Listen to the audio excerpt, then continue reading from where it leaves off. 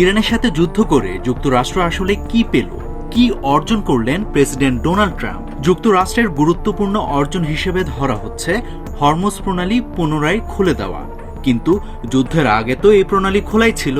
মূলত যুক্তরাষ্ট্র এবং ইসরায়েল বিনা উস্কানিতে আক্রমণের প্রতিক্রিয়া হিসেবে তাদের উপর চাপ সৃষ্টি করতে হরমুজ প্রণালী বন্ধ করে দেয় ইরান। তাহলে যুক্তরাষ্ট্র ও ট্রাম্পের আসলে অর্জনটা কি?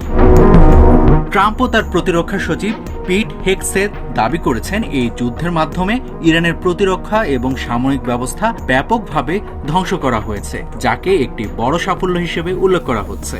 আবার যুক্তরাষ্ট্র এটাও বলছে যে তারা ইরানের রেজিম বা শাসন পরিবর্তন করতে সক্ষম হয়েছে। কিন্তু ইরানের সাধারণ মানুষ কিন্তু সেটা মনে করছে না। তাদের মতে ইরান এখনো আগের শাসন ব্যবস্থায় চলছে।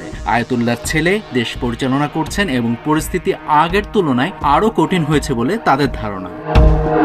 অন্যদিকে যুদ্ধবিরতির পর যুক্তরাষ্ট্র ও ইরান এমন কিছু বিষয়ে আলোচনা করতে যাচ্ছে যা আসলে তেহরানের জন্য খুব গুরুত্বপূর্ণ।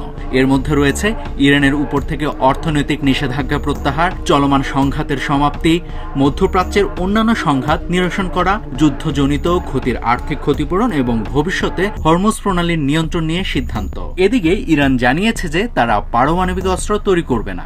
এটিও তাদের পূর্ব ঘোষিত অবস্থানের সঙ্গে সামঞ্জস্যপূর্ণ। তবে এখনো নিশ্চিতভাবে বলা যাচ্ছে না যে আজ শনিবার পাকিস্তানের চলমান বৈঠকে এই সকল বিষয়ে ইরান ও যুক্তরাষ্ট্র একমত হতে পারবে কি না। তাই শঙ্কা থেকেই যাচ্ছে যে বিরতির পর আবারও শুরু হতে পারে এই যুদ্ধ।